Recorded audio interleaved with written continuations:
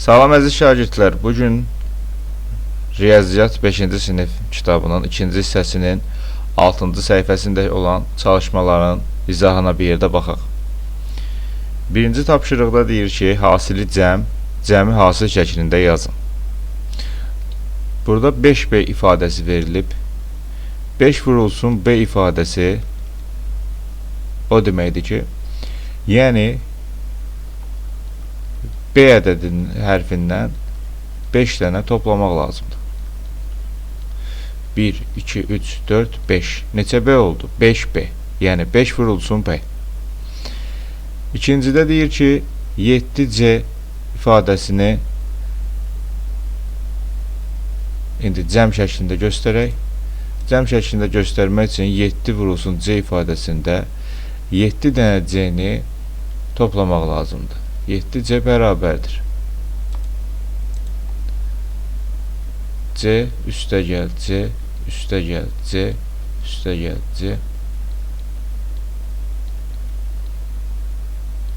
C. Deməli, 1, 2, 3, 4, 5, 6, 7. Neçə C oldu? 7C. Yəni, 7 vurulsun C. Digər üçüncüsündə yazıb ki, x üstəgəl x üstəgəl x üstəgəl x hesablayırıq. Neçə dənə x-imiz var? 1, 2, 3, 4. Yəni bu nə deməkdir? 4 vurulsun x deməkdir. Digərinə baxırıq. 1, 2, 3, 4, 5, 6. 6 dənə m var. Yəni 6 vurulsun m deməkdir. Keçək ikinci tapşırığa. Sual işarəsinin yerinə uyğun riyazi ifadəni yazın. Baxın. Belə bir parça kimi götürsək, bir hissəsi 7-dən, bir hissəsi x-dan ibarətdir. Məsələn, belə bir deyək. Tutaq ki, bu bizim bir parçamızdır. 2 yerə bölünüb. Bu hissəsi 3-dür, bu hissəsi tutaq ki, 5-dir. Bizim bu parçanın ümumi uzunluğunu hesablamaq istəyiriksə, biz gərək 3 ilə 5-i toplayaq və cavab bizdə 8 alınsın. Yəni, bu hissə ilə bu hissə toplanmalıdır. Burada da bir hissəmiz 7 verilib, bir hissəmiz x verilib.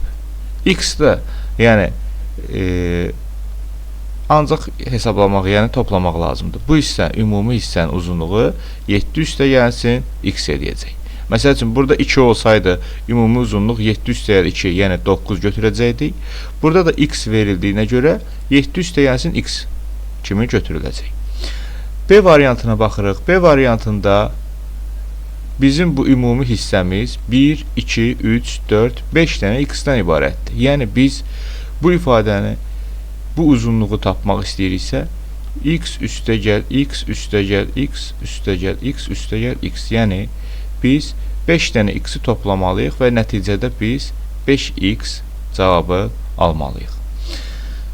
C variantına baxaq. C variantında isə ümumi uzunluğu y verib, bu hissəni 5 verib, bu hissəni biz riyazi ifadə ilə yazmalıyıq. Məsələn, yenə də belə bir sual verək. Tutaq ki, 2 parça ayrılıb, ümumi parça 2 dənə hissəyə ayrılıb. Bizim bu ümumi hissənin uzunluğu tutaq ki, 10-dursa, məsələn, bura əgər 3-dürsə, bura neçədir? Ümumi hissə 10-dursa, bu hissə 3-dürsə, biz bu hissəni tapmaq üçün 10-dan 3-ü çıxmalıyıq və bizə 7 verəcək. Yəni, əgər ümumi hissə verilibsə,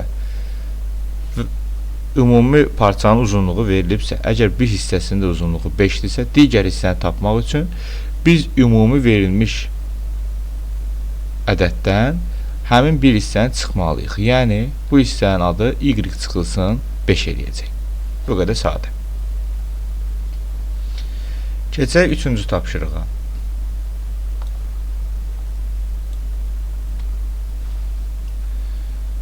Üçüncü tapşırıqda m-i bizə 8 verib. Üçüncü tapşırıqda m bərabərdir 8, n bərabərdir 0,25 olduqda m vurulsun 2 çıxılsın n üstəgəl m bölünsün n ifadəsinin qiymətini hesablayın deyir. Biz burada nə edəcəyik? M və N'in qiymətlərini yerinə yazacağıq. Yəni 8 vurulsun 2 çıx 0,25 üstəgəl 8 bölünsün 0,25 bərabərdir. 8 vurulsun 2-dən 0,25 çıxırıq. 2-dən 0,25-i bu qaydada çıxaq. 2 çıxılsın 0,25. Bunun boş qalan hissələrinə 0 verək. 2-dən 1-ni alıram, verirəm bura. Bu edir 10. 10-dan 5 çıxanda 5. Burada qalır 9. 9-dan 2 çıxanda 7. 2-dən 1-in vermişdim deyə bu elədi 1,75. 8 vurulsun 1,75 üstəgəl 8-i indi 0,25-ə bölək. 8 bölünsün 0,25. Bölmənin xassəsi odur ki, onluq kəsirə bölərkən böləni onluq kəsirdən xilas etmək lazımdır. Yəni, natural ədədə çevirmək lazımdır.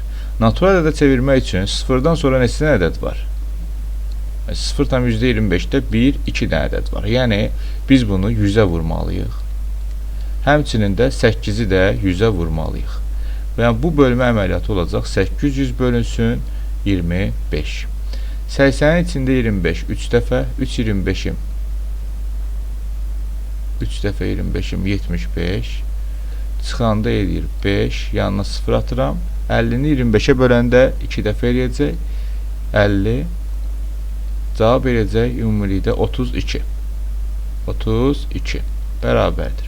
İndi biz 8-i 1,75-ə vurub üstünə 32 gəlməliyik. Yoxlayaq. 1,75 vurulsun 8. 8-i 5-ə vuranda 40, 0 yazdıq, 4 yadda. 8 vur 7, 56, üstünə 4 gəlirik, 60, 0 yazırıq, 6 yadda. 8 vur 1, 8, o da 6, verəcək 14. Vergüldən sonra 2 dənə ədəd olduğuna görə biz vergülü sondan 2 dənəsinə qoyacaq. 1, 2, yəni 14 tam eləyəcək. 14 tamın da üstünə 32 gəlirik və bu bizə verəcək 46. Deməli, 3-cü sualın cavabı bizə 46 verdi.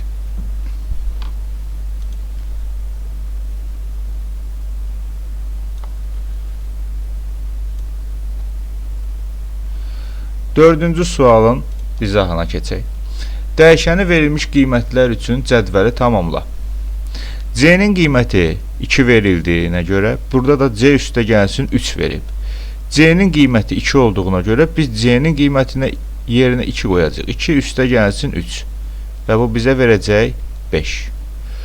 Burada C üstə gəl 3 verib. C-nin qiymətini burada 3 qoyacaq.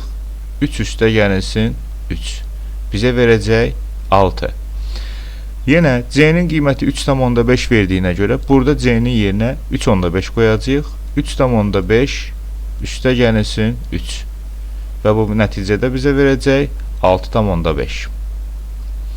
B variantına keçək. B variantında M-in qiymətini 1 verib. Yəni, biz buradakı M-lərin yerinə buradakı M-lərin qiymətini qoymalıyıq. 4 vurulsun 1. 4-ü 1-ə vuranda cavab eləyəcək 4. Digərinə baxaq. M-in yerinə 2,5 qoyub 4 vurulsun 2,5. 2,5-i 4-ə vuranda 4 vur 5, 20, 0 yazdıq 2 yadda. 4 vur 2, 8, o da 2, 10. Vergüldən sonra bir dənə ədəd olduğuna görə bu eləyəcək bizə 10. Üçüncüsündə 4 vurulsun 3,8-də 5. Bunun qiymətini tapaq. 4 vurulsun 3,8-də 5. Qarışıq kəsirə vuranda qayda o idi ki, biz bunu düzgün olmayan kəsirə çevirməliyik. 8, yəni məxrəc olduğu kimi qalır. 3-ü 8-ə vururuq 24. Üstünə də 5 gələndə eləyəcək 29. Bərabərdir. 4 ilə 8-i ixtisar apara bilərik. 4 4-ə bir dəfə 8-i 4-ə böləndə 2. Elədi 2-də 29. Və yaxud biz bunu onluq kəsrlərə də çevirə bilərik. 29-u 2-yə bölə bilərik. 1, 2, 2. 9-da 2, 4 dəfə, 8. 1 qaldı. Yanına 0 atıb, bura virgül ata bilərik, 5. Cavab edə bilər 14,5. Belə də götürmək olar, belə də götürmək mümkündür.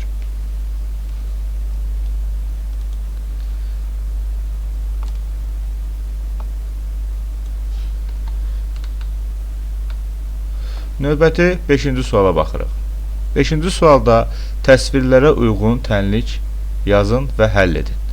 Əgər yadınıza düşürsə, ikinci tapşırıqda da bu tip sual işləmişik və burada baxırıq ki, ümumi ölçü bizdə, yəni buradan bura qədər 11-dir və bu 11 2 dənə hissəyə ayrılıb, 3 və x. Biz görürük ki, 3 və x-in cəmi bizdə nə verməlidir? 11 verməlidir. Ona görə bu tənliyi belə yazacağıq. 3 üstə gəlsin x bərabərdir 11. X bərabərdir toplanan cəm.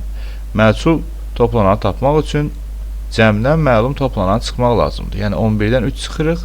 X bərabər neçə verəcək? 8. Həqiqətən də 3 ilə 8-i toplayanda biz 11 almış oluruq. B variantına baxaq. B variantında bir tərəzi verilib. Tərəzinin bir gözündə x, x, x, yəni 3x var. Bir gözündə isə 27 var. Bu tərəzilər bir-birinə bərabər olduğuna görə bu tərəzinin gözləri 3x-i biz 27-yə bərabər edirik. X bərabərdir. Vuruq hasil 27-ni 3-ə bölürük. X bərabərdir 9 alırıq. Və həqiqətən də 3-ü 9-a vuranda cavab 27 edir. C variantına baxaq. C variantında tərəzinin bir gözündə x üstəgəl 3 üstəgəl 3 üstəgəl 3 var. Bərabərdir neçəyə? 15-ə. Sadələşdirək. X üstəgəlsin 1, 2, 3. 3 üstəgəl 3, 6. Bu da 3, 9. Bərabərdir 15-ə. X də bərabərdir 15-dən 9-u çıxırıq. Nəticə bizə verir 6.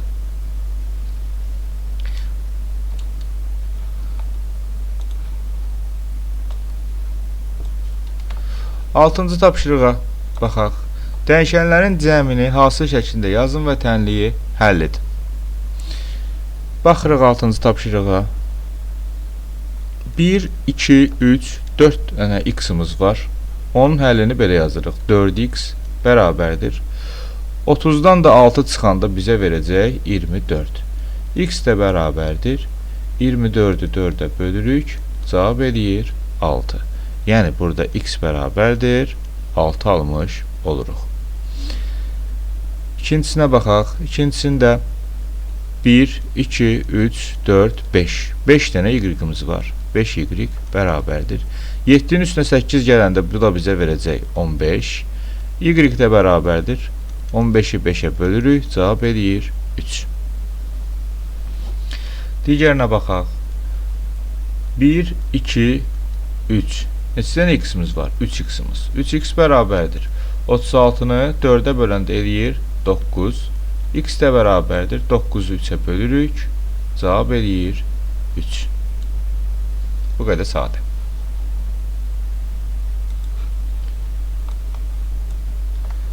Keçək növbəti 7-ci sual. 7-ci sualda yenə tənliyi həll etmək lazımdır. 5x bərabərdir. 42-dən 7 çıxanda cavab 35 eləyir. X də bərabərdir. 35-i 5-ə böləndə cavab 7 alırıq. Digər sualda y vurulsun 7. Yəni y vurulsun 7 bərabərdir. 3-ü 21-ə vuranda 63 eləyir. Y də bərabərdir. 63-ü 7-yə böləndə cavab 9 alırıq.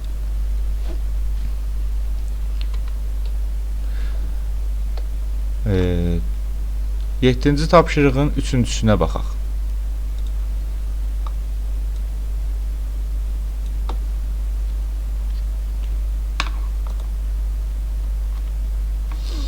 Yeddinci tapşırığın üçüncüsünə baxaq. A bölünsün 3.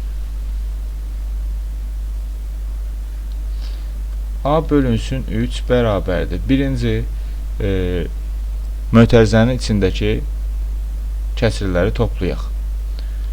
3-də 1, 3-də gəlinsin, 1/6-da 4 bərabərdir. Ortaq məxrəc 6 kimi götürsək, bunu 6-ya gətirmək lazımdır. 6-ya gətirmək üçün bunu 2-yə vuraq, yuxarında 2-yə vuraq. Eləyəcək 6-da 2, 3-də gəl 1/6-da 4. 1 tamı saxladıq, əgər biz bunları toplasaq, 6-da 6 vermiş olar. 6-nı 6-ya böləndə 1 eləyir. Burada da 1 var, 1-in üstünə 1 gələndə cavab 2 eləyəcək. Bunun cavabı elədi 2. 2-ni vururam 7-yə, 14. 3-də gəlsin 4. Bu da bizə verir 18. A bölünsün 3 deməli bu ifadənin qiyməti bizə verdi 18. A da bərabərdir 18-i biz nəyə vurmalıyıq? 3-ə vurmalıyıq. 18-i də 3-ə vuranda cavab eləyəcək 54.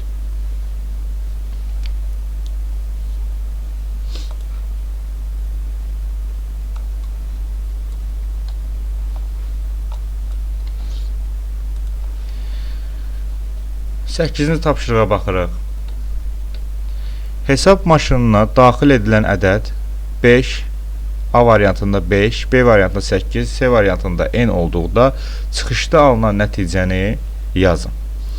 Sadə sualda biz deməli bura neçə qoysaq, bunu 2-yə vur və 3 əlavə etdi. A variantında 5 qoymaq lazımdır. 5 qoyanda birinci ifadəyə görə, A variantına görə 5-i 2-yə vurub üstünə 3 əlavə etmək lazımdır. 5-i 2-yə vuranda 10, üstünə 3 gələndə cavab 13 eləyəcək. B variantında biz buna 8 qoymalıyıq. 8-i 2-yə vurub üstünə 3 əlavə etməliyik. 8-i 2-yə vuranda 16, üstünə 3 gələndə cavab 19 eləyəcək. C variantında n olduqda bayaq, yəni ki 5 ilə 8 qoymuşduq. İndi də n qoyacağıq. N-i 2-yə vurub üstünə 3 gələcək. Və bu həlli də elə belə qalacaq.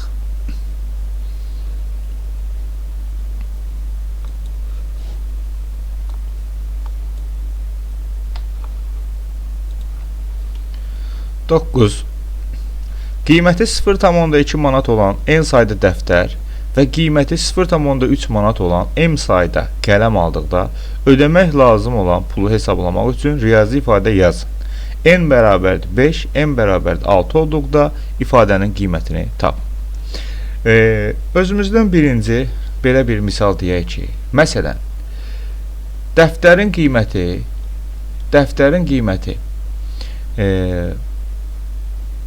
qiyməti əgər tutaq ki 20 qəpik idisə, biz 5 dəftər alanda nə qədər pul verməliyik? Əlbəttə ki 5-i 20 qəpiyə vurmalıyıq. Bu da bizə verəcək 100 qəpik. 100 qəpiyimizdə 1 manat. Yəni ümumi dəftərin sayın, ümumi dəftərlərə verilmiş pulu hesablamaq üçün biz bir dəftərin verdiyimiz pulu ümumi, yəni neçə dənə dəftər almışıqsa onun qiymətinə vurmalıyıq, sayına vurmalıyıq. İndi burada da belə. Bizim bir dəftərimizin qiyməti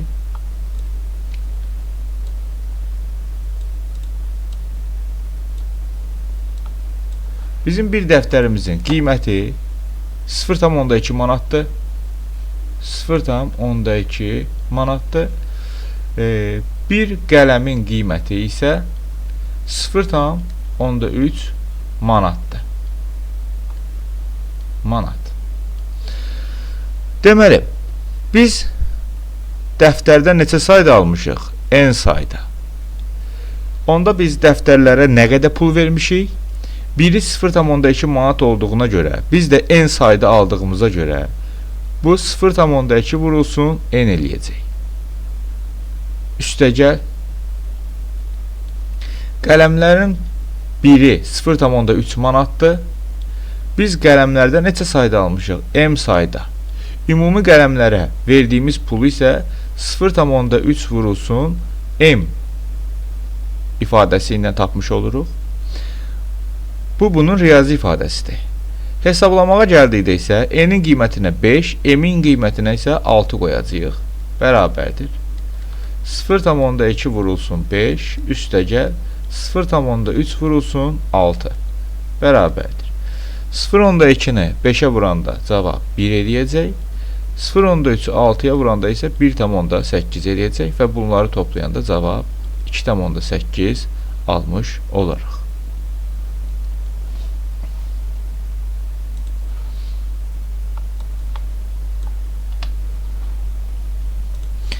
Keçək 10-cu tapşırığa. Tənlik qurmaqla məsələni həll edin. A variantı. Hansı ədədin 2 ilə hasili 12,8 və 7,2 ədədlərinin cəminə bərabərdir? Həmin ədədi bilmədiyimə görə mən onu x qoyacam. Yəni, hansı ədədi 2-yə vuranda, hasil vurmaq deməkdir. Hansı ədədi 2-yə vuranda 12,8 ilə 7,2-nin cəminə bərabər olmuş olar. X vurulsun 2 bərabərdir. 12,8 ilə 7,2-ni toplayaq. 0, 1 yadda. 2 üstəyə 7, 9, o da 1, 10. 1 yadda, 1, o da 1, 2. Cavab eləyəcək 20. X də bərabərdir. 20-ni biz 2-yə bölərik və cavab 10 almış olarıq. Bu A variantının sualının cavabı idi. B variantına baxaq.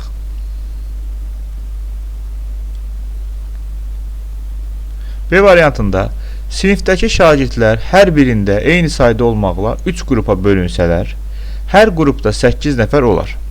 Şagirdlər hər birində 6 nəfər olmaqla qruplara bölünsələr, neçə qrup alınır? Sinifdəki şagirdlərin sayını bilmirəm, x götürürəm və bu x-i 3-ə böləndə sinifdəki şagirdlərin sayını 3-ə bölünsə, 3 qrupa bölünsə, hər qrupda 8 nəfər olar. Yəni 8-ə bərabər olmuş olar. X bərabərdir. Bölünən bölən qisməti tapmaq üçün qisməti bölənə vurmaq lazımdır. 8-i 3-ə vururam və 24 almış olam. Biz bilirik ki, bizim şagirdlərin ümumi sayı neçə oldu? 24. Bizə deyir ki, şagirdlərin hər birində 6 nəfər olmaqla qruplara bölünsələr neçə qrup alınır? Mənim neçə şagirdim var? 24 şagirdim. 24-ü bölürəm. Neçə nəfər olmaqla? 6 nəfər olmaqla. 24-ü 6-ya bölürəm və neçə dənə qrup almış oluram? 4 dənə qrup almış oluram. Və bunun cavabı 4 eləyəcək. Keçək sonuncu 11-ci suala.